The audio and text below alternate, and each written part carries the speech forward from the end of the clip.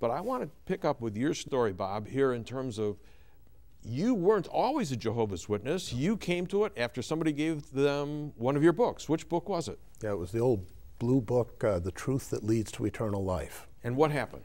Well, I worked with a man who was another cable technician, and he gave me this book.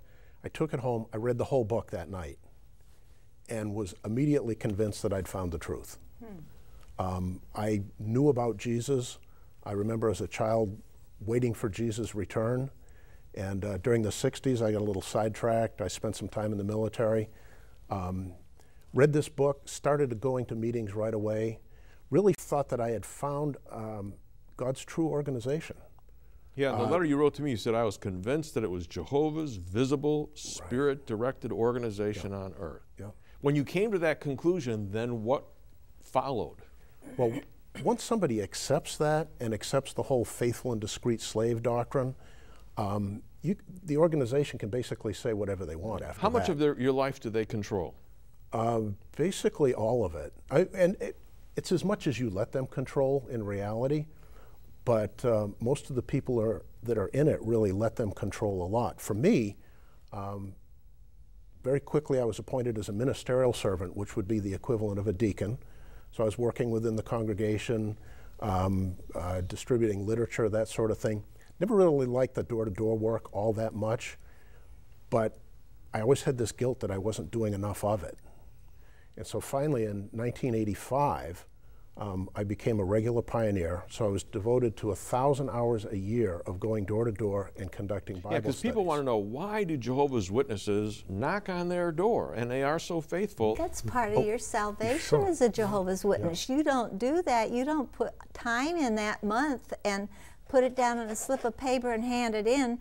If Jesus would Armageddon come that month, you might lose it. Yeah, you were told you had to do it, otherwise you wouldn't be in on Paradise Earth later on. Right. So shortly before I became a pioneer, the Watchtower was writing a lot about what was going on in Japan at the time. The Japanese organization of Jehovah's Witnesses was growing by leaps and bounds, and they made the statement in the Watchtower. They said, unless you can honestly go to Jehovah and explain to him why you're not a regular pioneer, you should be one. Now, having said that, again, I said, 1,000 hours a year. The same month I started as a regular pioneer, I was appointed as an elder. So now I was doing 45-minute lectures, about one a month. I was conducting a book study, which is the equivalent of a small group. I was the Watchtower study conductor. And all of that, I mean, I went probably 3 years. I didn't own a pair of jeans. I was in a suit so much. Yeah, and you still had a full-time job. Well, I had actually quit a very good engineering job and originally did roofing and siding, and then I had my own business 2.5 days a week. So I had cut back so that I could do all of that. Now, having said that, all that I was doing, it still wasn't enough. Why? Because there were constant exhortations from the Watchtower, do more, do more, do more. And I found that as an elder, I was dealing with a lot of people who were very depressed.